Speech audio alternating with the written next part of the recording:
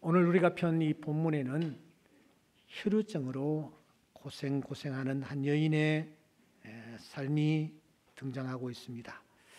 이 여인에 대해서 성경은 이렇게 소개하고 있습니다. 여러분 26절 한번 읽어보겠습니다. 시작. 많은 의사 아무 효염이 없고 도리어 더 중하였던 차에.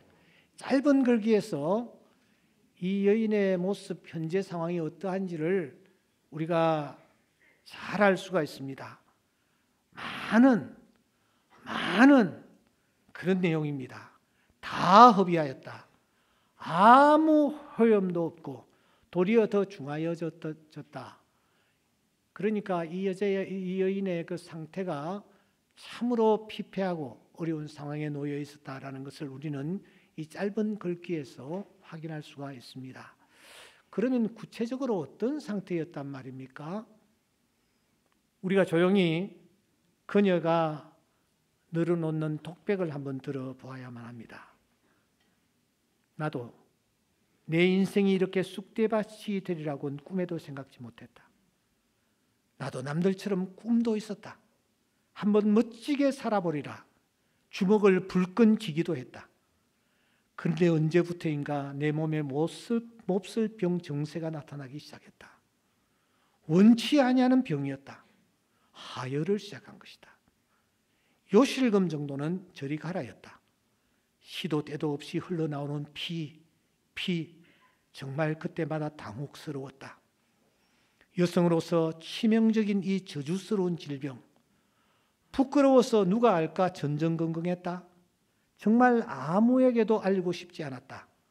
남이 알기 전에 빨리 고치고 싶었어. 그래서 나는 용하다는 의사를 찾아 나섰다. 만나는 의사들은 의사들마다 100이면 100 다 고칠 수 있다라고 장담을 한다. 그러면서 의사들은 이런저런 처방을 내렸다. 제일 첫째 번 만난 의사는 이렇게 말했다. 이보시오. 이것은 알렉산드리아산 나무진과 황산을 갈아 포도주에 섞은 약이요. 이것을 먹으면 피가 깨끗이 멈추고 건강해질 거예요. 그런데 약값이 좀 비싸오. 그러면서 부르는 게 그야말로 금값이었다. 보통 정도가 아니라 엄청났다. 하지만 낫는다는 그 한 말에 기가 솔깃하여 부르는 대로 주고 그 약을 샀다. 그리고 복용했다. 그런데 웬걸 낫지 않았다. 돈만 허비했다. 이런 내가 두 번째 의사를 다시 만난다. 그리고 그에게 그 의사의 처방전을 보여주니 고개를 가로젓는다. 그 의사 돌팔이구만. 그렇게 해서는 절대 낫지 않소. 이렇게 하시오. 이것은 저 페르시아산 마늘로 제조한 신비한 약인데 혈우병의 특효요. 단 먹으면서 앉았다 섰다를 수십 번 반복해야 하오. 그리고 그때마다 너는 혈우에서 일어서라 라고 외치시오. 그러면 깨끗이 나을 거요. 그런데 이 약값이 좀 비싸오. 실로 엄청난 약값이었다.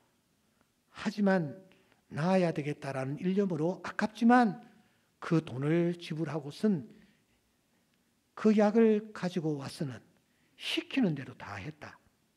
그런데 낫지 않는다. 또 돈만 날려버렸다. 그 역시 돌팔이였던 것이다. 세 번째 만난 의사가 있다.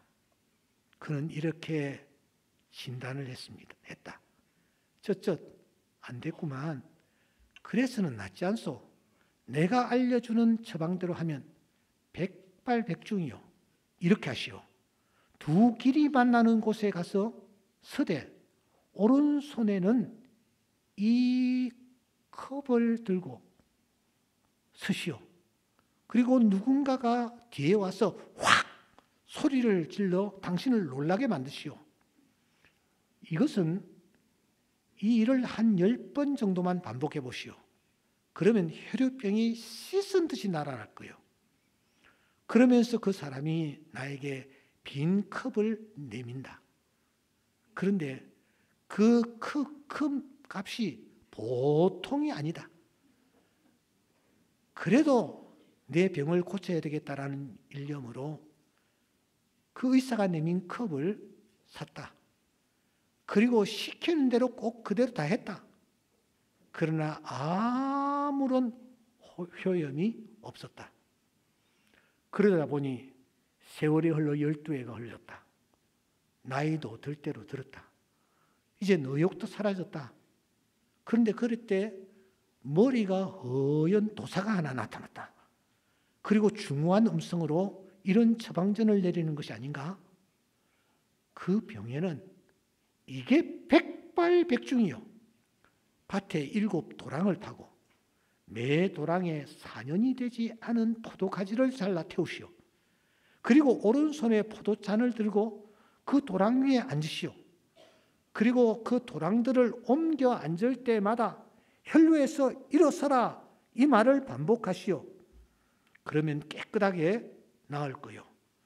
그러면서 그 사람이 내 눈앞에 포도잔 하나와 포도가지를 가지고 와서는 흔드는 것이 아닌가. 사라는 뜻이다. 값이 그런데 엄청나다. 혹시나 하여 지푸라기라도 잡는 심정으로 이번에는 빚을 내어 그 포도잔과 포도나무를 샀다. 그리고 시키는 대로 해보았다. 하지만 또 속았다.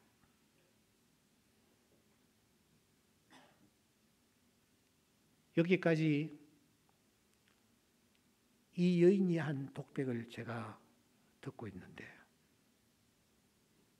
그때 말입니다. 그 고통과 신음에 아랑곳하지 않고 갖가지의 그럴듯한 처방을 내놓으면서 자기 이속만 챙겨가는, 그래서 마치 하이에나처럼 그 고통당하는 여인에게 달려들고 있는 이 여러 의사들을 보면서 저는 저도 모르게 한 사건이 떠올랐습니다.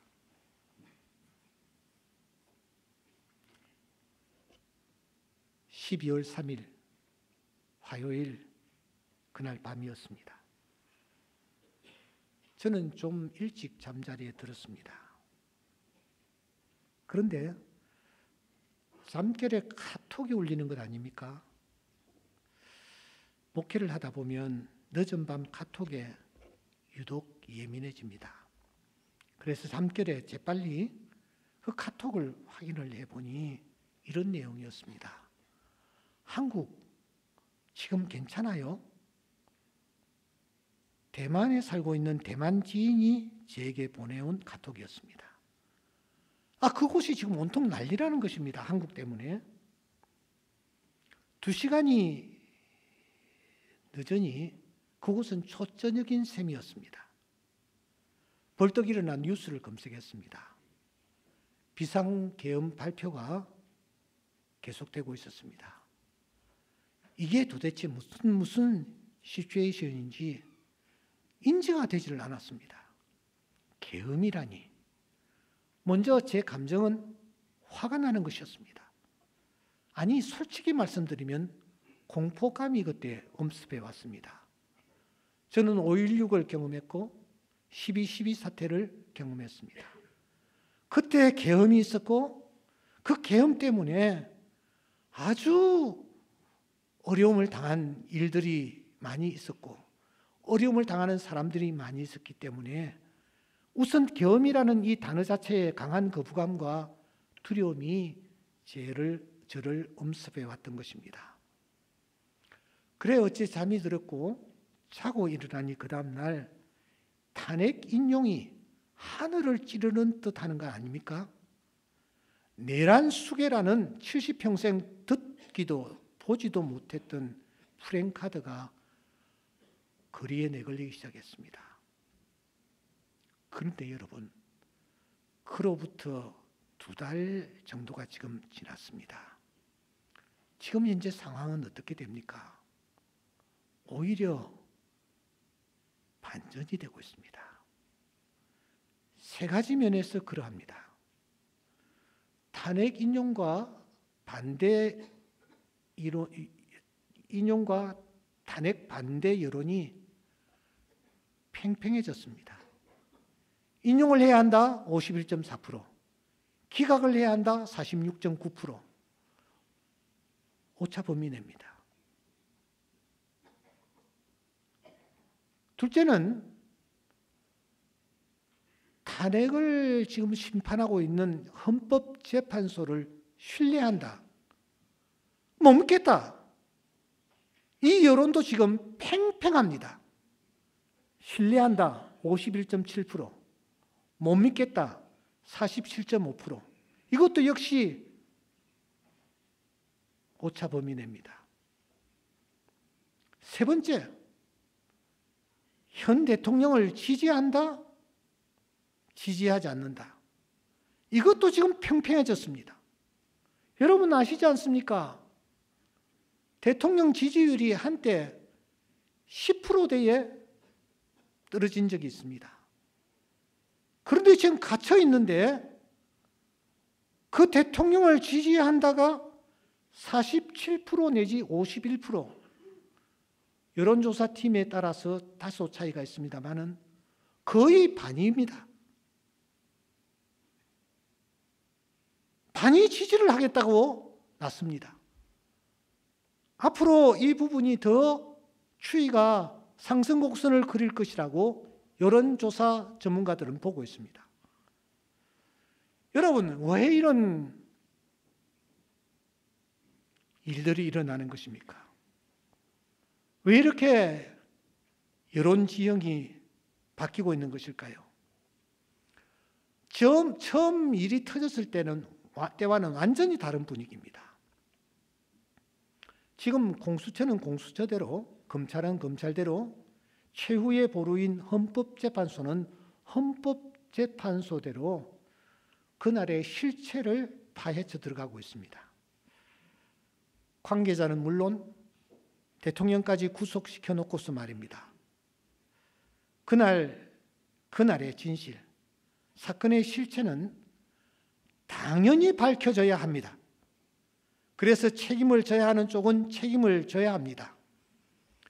여기에는 전혀 이견이 없습니다. 그런데 여러분, 왜 여론이 이렇게 뒤집혀지고 있는 것일까요?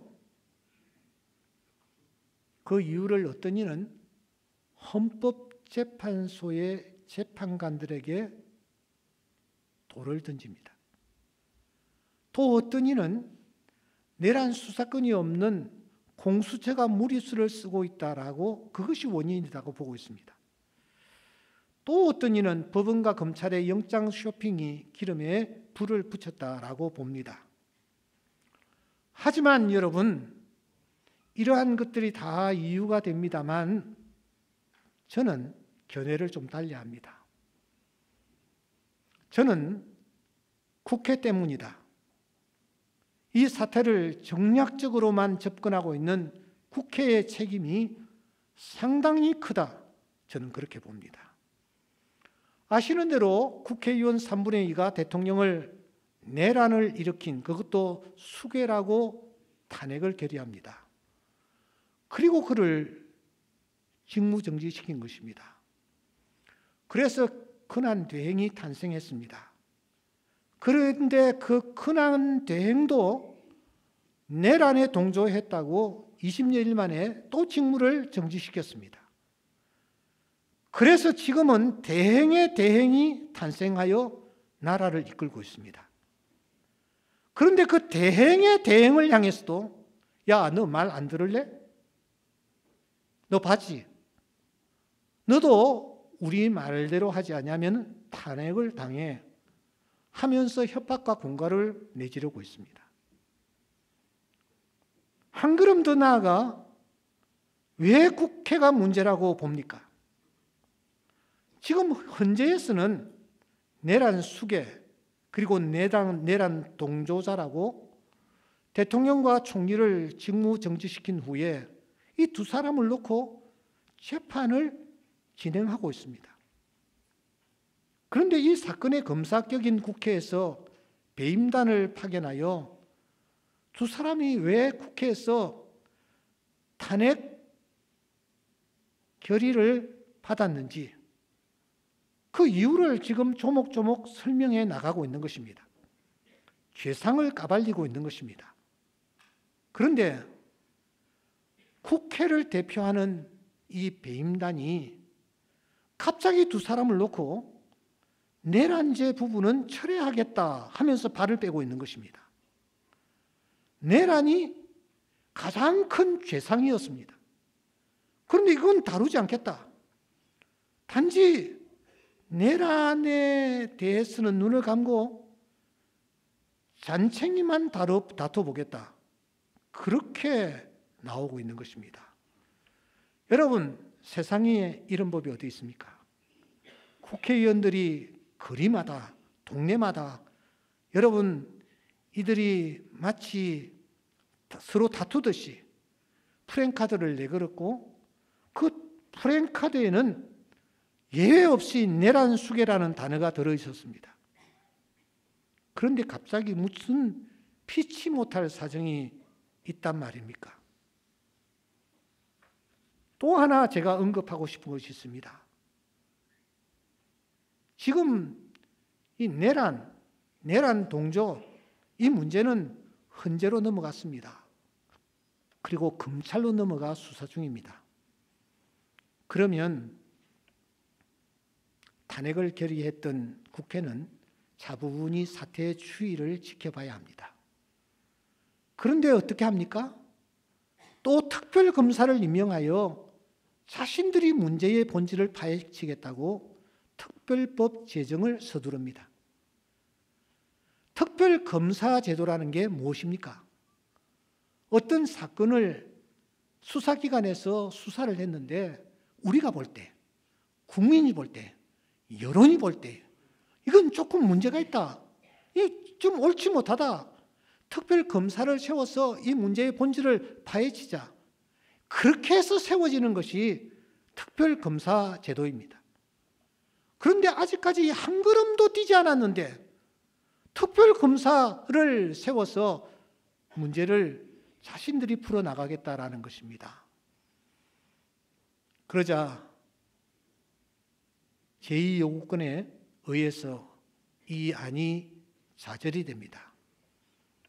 그러자 이번에는 무슨 특별위원회를 구성하여 국정조사를 실시하고 있지 않습니까?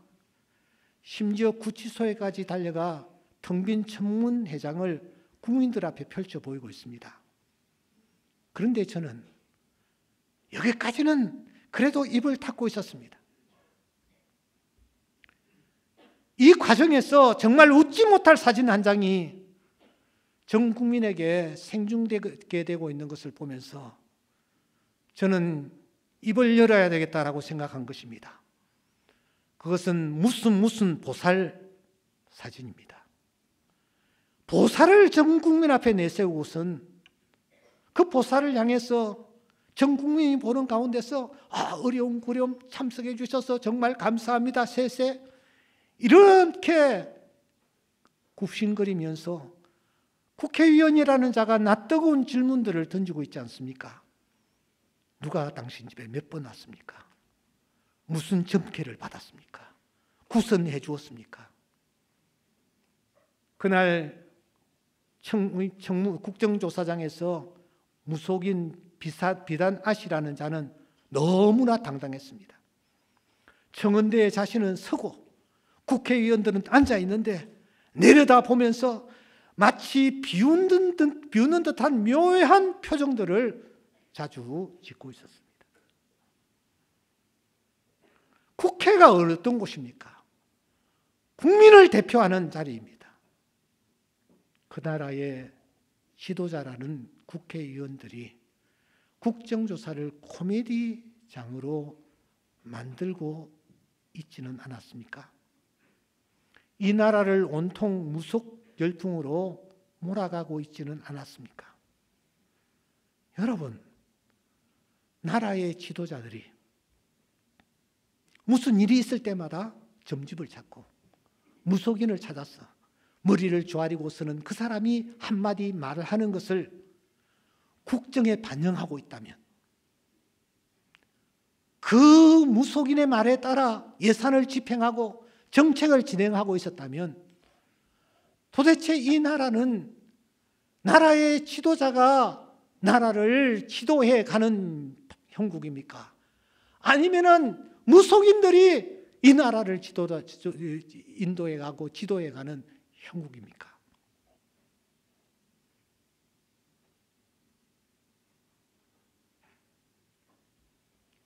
그 보살은 자신을 홍보하는 기회로 삼는 듯 했습니다. 예약자들이 엄청나게 밀려 있다고 합니다. 도대체 이런 모습을 국회의원들이 보여야 되느냐 하는 것입니다. 25절에 보시면 혈우증으로 고생하는 이 여인을 더 중한 상태로 모아라는 자들은 25절을 보세요. 그 당시 의사들이었습니다. 저는 말씀을 준비할 때에 그냥 성경 한 것만 제가 펴놓는 것이 아니라 여러 권을 책상 가득히 펴놔놓고 이 본문을 저 성경은 어떻게 보고 있느냐 살핍니다. 그런데 우리가 지금 쓰고 있는 성경, 바로 이전 성경, 집에 가셔서 한번 살펴보십시오. 이 5절에 나오는 의사를 무엇이라고 번역을 해놓고 있느냐 하면은 의원이라고 번역을 해놓고 있습니다. 이아트로스. 그래서 의원 하다 보니 나도 모르게 국회의원을 떠올렸던 것입니다.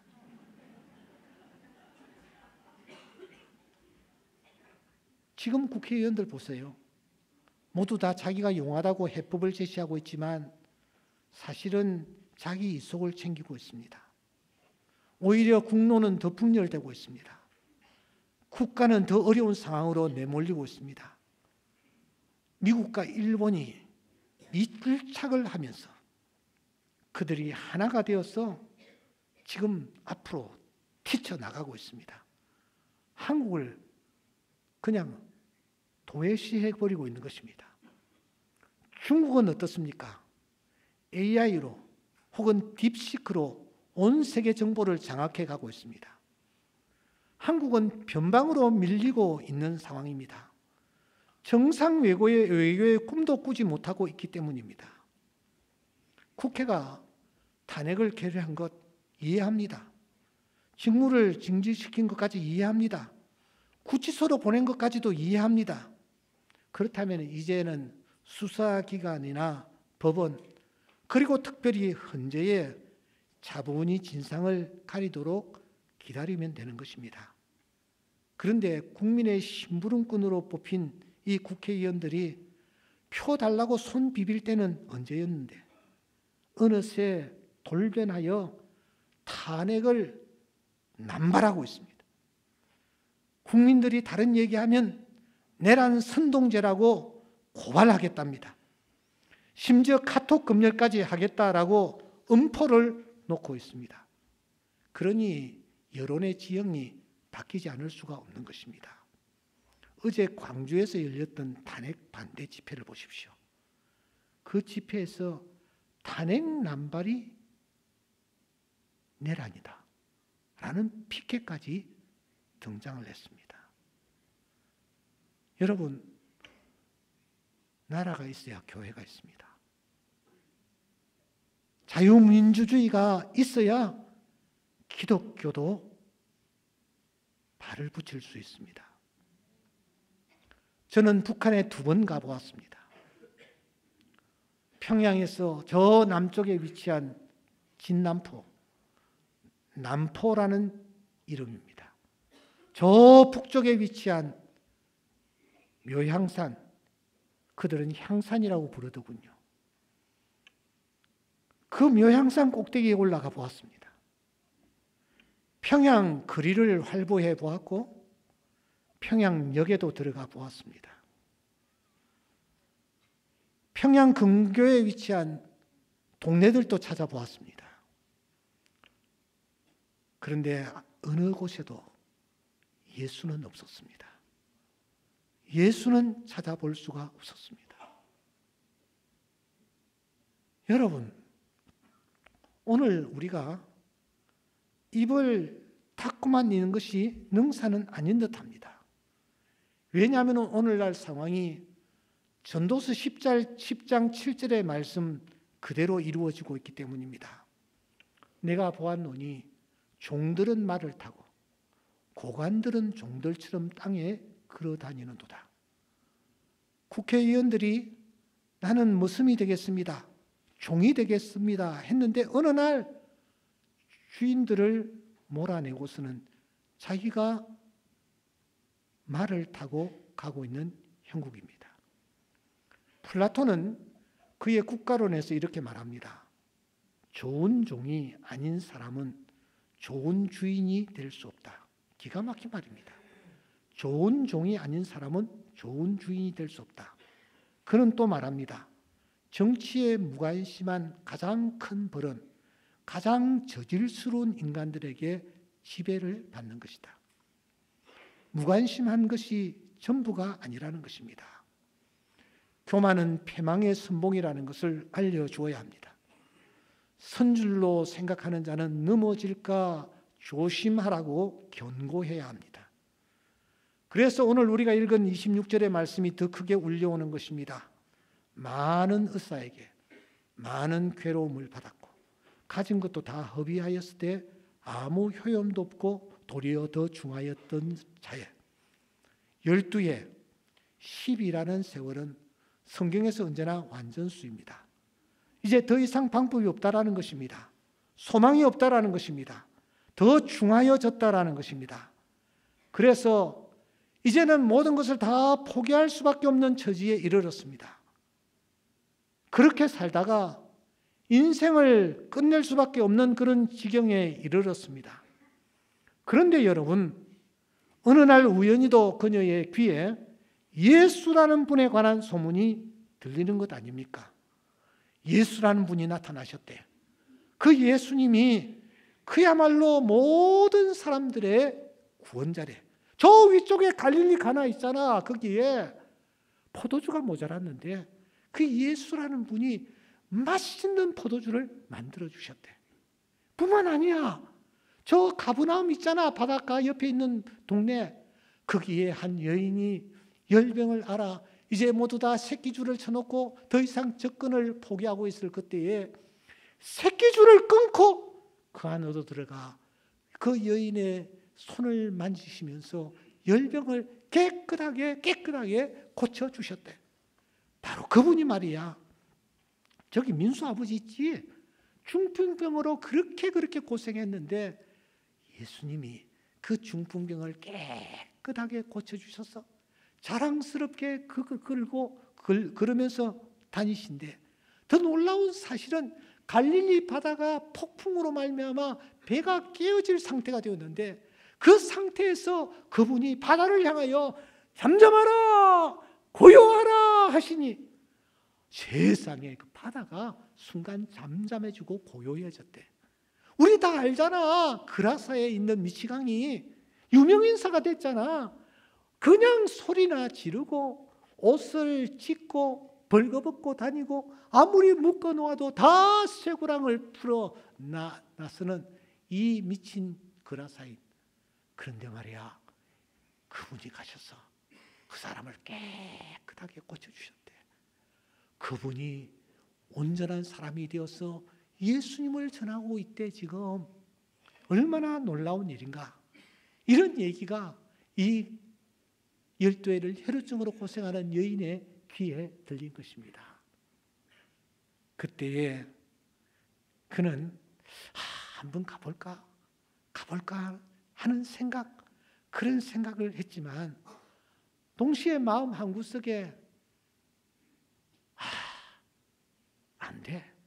안 돼 하는 그런 생각이 자리를 잡기 시작했습니다. 저는 그것을 7대 갈등이라고 부르고 싶습니다. 그녀 마음속에 이런 생각이 들었던 거예요. 나는 일면식도 그분하고 관계가 없는데 어떻게 그분 앞에 내가 나아갈 수 있단 말인가? 나는 여자인데 내가 어떻게 외간 남자에게 가까이 다가갈 수 있단 말인가? 내 병은 정말 수치스러운 병이야. 부끄러운 병이야. 그런데 어떻게 내가 내 병이 이런 병이라고 드러낸단 말인가? 주변 사람들이 막았으면 어쩌지? 아니, 나는 빈털털이야. 그런데 어떻게 내가 빈손으로 염치 없이 가서 고쳐달라고 내가 말을 하냐? 그분이 많은 사람들 앞에서 나에게 무안을 주면 나는 어쩌지? 마지막으로 이번에도 못 고치면 그 다음은 자살밖에 길이 없지 않은가? 이런 생각이 그녀의 마음을 지배하기 시작했습니다. 그런데 여러분, 마음 한구석 깊은 곳에서 이런 간절한 열망이 그를 감싸기 시작했습니다. 내 인생 이렇게 끝낼 수 없지 않은가? 내 인생 이렇게 끝낼 수 없지 않은가? 소문이 사실이라면 저분은 분명히 지금까지 내가 만난 여러 의사들과는 차원이 다른 분이 틀림이 없어. 이 병도 고치시고 저 병도 고치시고 이 문제도 해결해 주시고 저 문제도 해결해 주셨다면 나의 문제도 해결해 주실 수 있을 거야. 그런 그의 생각 속에 믿음이 생기기 시작했습니다. 어떤 믿음입니까?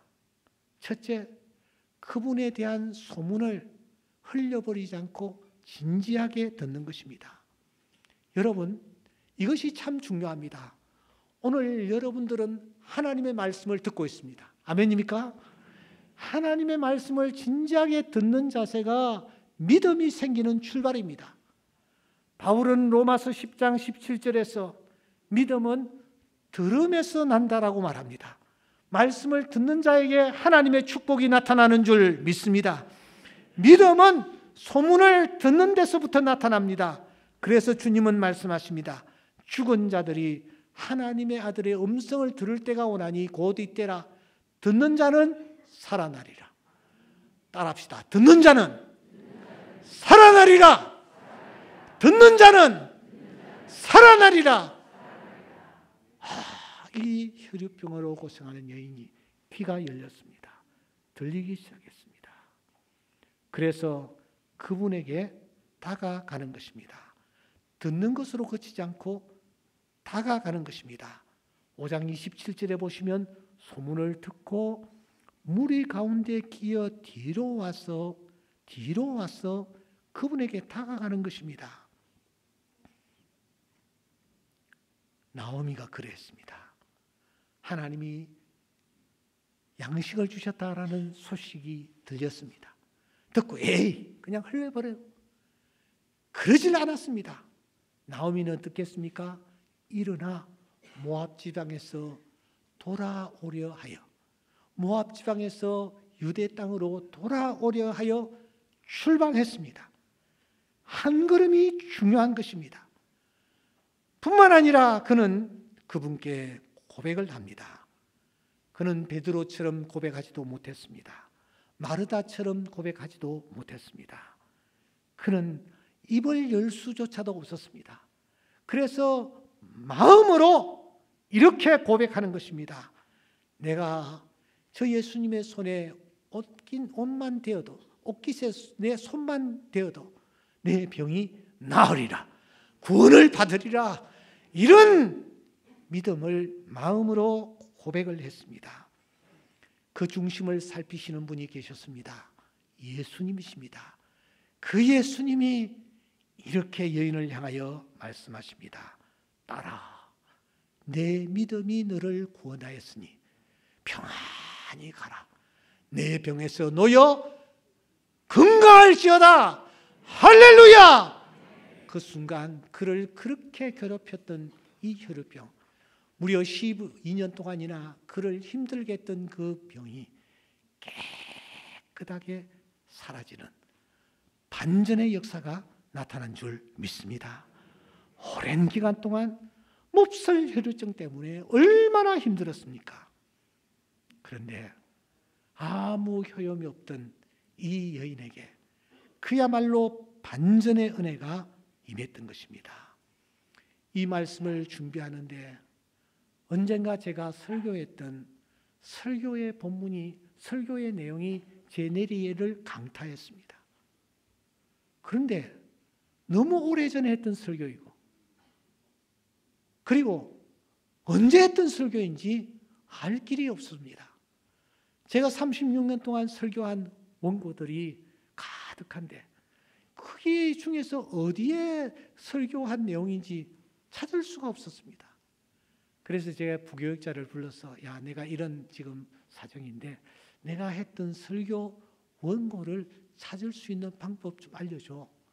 그랬더니 그분이 이렇게 하면은 찾을 수 있을 겁니다 하고서는 컴퓨터에 앉아서 몇 번 작업을 하니까 세상에 내가 찾으려고 했던 설교의 원고가 툭 튀어나오는 것 아닙니까? 바로 이 설교 원고입니다.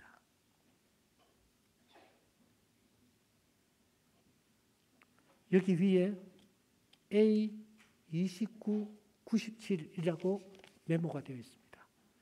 A는 주일날을 뜻합니다.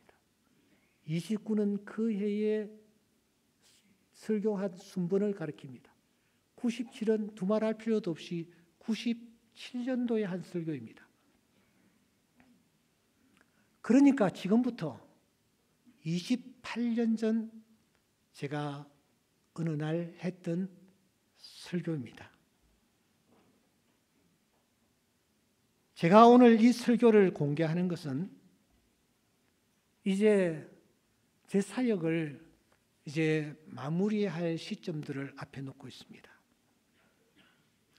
그런데 지금까지 한 번도 이 얘기를 제가 한 적이 없습니다.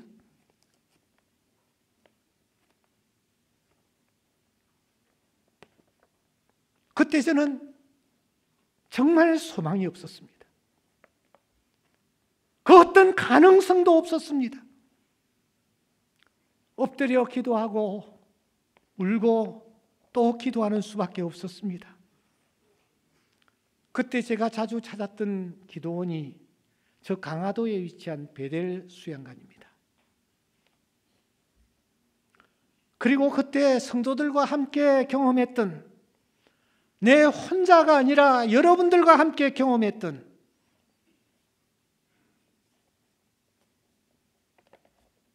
그 일을 제가 공개를 해야 되겠다라고 생각한 것입니다. 그때 그 기도회에 참석했던 분들, 오늘 일부 예배에 임정훈 집사가 참석했더라고요. 임정훈 집사가 그 기도회에 참석을 했어요. 2부에는 찬양대 정순덕 권사가 참석했더라고요. 그날 그 기도회에 참석했습니다. 오늘 3부에는 제 아내가 참석을 했습니다. 그래서 제가 이 설교의 원고를 그대로 좀 읽어드리겠습니다. 1997년 8월 14일 밤 10시부터 베델 수양관에서 찬양이 시작되었다. 하나님의 역사가 찬양을 뜨겁게 드리는 그 현장에 나타나기 시작했다. 처음에는 어색하게 방관적인 자세로 임하던 성도들도 점점 진지해지기 시작했다. 나는 처음부터 끝까지 한 제목으로 기도하며 임했다. 밤 12시가 지나고 0시 30분쯤 되었을까? 나의 오른손의 손바닥에 갑자기 통증이 오기 시작했다. 그러나 사실 기도에 집중하다 보니 통증을 생각할 겨를이 없었다. 그런데 너무 통증이 심하여 기도를 하다가 눈을 떠서 손바닥을 펴보았다. 여러분, 저는 정말 조심스럽게 말씀드린다. 손바닥 중앙에서 피가 쏟아져 나오는 것이었다. 저는 주체할 수 없는 이 상황, 너무나 뜻밖의 이 상황에 심히 당황했다. 그래서 피를 닦으려고 급히 무엇을 찾으니 옆에 핸드북이 놓여 있었다. 핸드북에다 피를 닦았다. 그때에 피를 닦지 말고 보여주라는 음성이 들리는 듯했다. 그래서 피를 닦다 말고서는 종을 쳤다. 그리고 주목을 시켰다. 손을 들었다. 하나님이 이 시간 우리에게 은혜로 찾아오시고 징조를 보여주시는 것 같다. 우리 뜨겁게 기도하자. 피는 그런데 계속 흐르고 있었다. 한 번 더 보여줘라. 그래서 나는 또 종을 쳤다. 그리고 다시 한번 손을 들어 나의 손바닥의 흔적을 보여주었다. 그 기도에는 새벽 2시경이 되었어야 끝났다. 그리고 그날 밤 모두들 잠을 이루지를 못했다. 내 아내도 내 딸과 아들도 내 손을 만지며 직접 확인했다. 이상하다. 상처가 없는데 붉게 부어져 있고. 그런데 어떻게 피가 나왔지? 고개를 갸웃거리며 이상하다, 이상하다를 연발했다.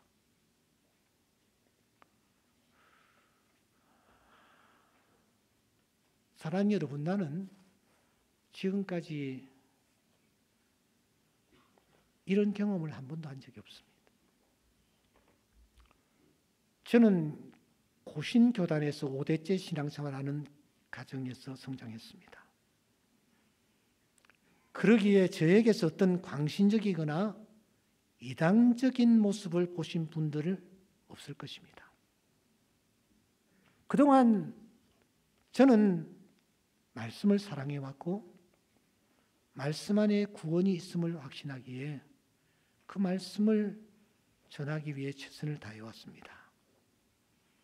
그런데 그런 경험을 하게 하시더니 드디어 하나님께서 반전의 은혜를 베푸시는 것 아닙니까?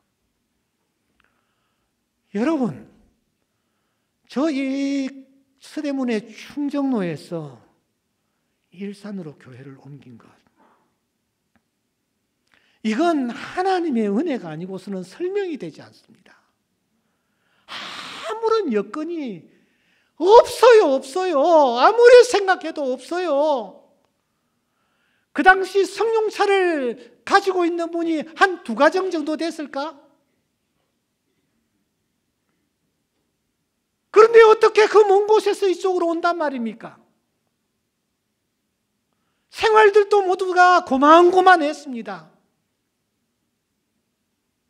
어떻게 이 일을 이룬단 말입니까? 교회는 무허가 건물이었습니다. 처분을 해야 되는데 어떻게 처분을 할 수 있단 말입니까? 모든 것이 불가능한 상태였습니다. 그 주변에 고만고만한 교회들이 교회를 옮기려고 무던히 애를 썼지만 지금까지도 옮기지 못하여 그 자리에 그대로 있습니다. 그런데 하나님께서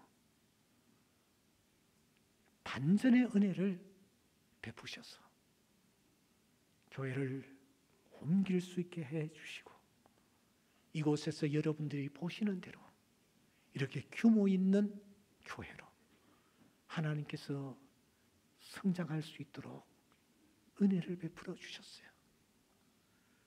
하나님은 반전의 은혜의 이 은혜가 가득 담긴 이 잔을 높이 들고 오늘 또 은혜 베풀 자가 누구인가 찾고 계시는 줄 믿습니다. 아브라함을, 이삭을, 야곱을 하나님께서 택하셔서 그들에게 은혜의 잔을 부어주시고 모세가 인생을 포기해야 될 상황이 놓였을 때에 하나님은 그때 나타나셔서 은혜의 잔을 부어주시고 다윗이 목동으로 삶을 포기하며 살아가야 했을 때에 하나님은 은혜의 잔을 그에게 지어주시고 삼손이 이제 묶여서 생을 끝내야 될 상황에 놓였을 때에 하나님은 그런 삼손에게 찾아오셔서 은혜의 잔을 건네주시고 그로 하여금 새로운 삶을 살아갈 수 있도록 은혜 베풀어 주신 하나님, 이 하나님이 오늘 우리가 믿는 하나님이심을 믿습니다. 사랑하는 성도 여러분, 하나님은 살아 계십니다. 전심으로 자기를 찾는 자들에게 은혜를 베풀어 주시는 분이십니다. 이 하나님의 은혜를, 이 반전의 은혜를 맛보는 주의 자녀들 다 될 수 있기를 주의 이름으로 축원합니다. 우리 하나님 살아 계십니다. 12해를 혈루증으로 고생하는 여인에게 찾아오셨던 우리 하나님, 오늘 또 우리 곁에 다가오셔서 우리를 주목하고 계십니다. 이 하나님의 은혜를 가슴속 깊이 체험하고 남은 여생 여러분의 삶 속에 하나님 주신 은혜가 무엇인지를 간증하며 살아가는 그런 큰 축복이 모두들 위해 넘칠 수 있기를 주의 이름으로 축원합니다.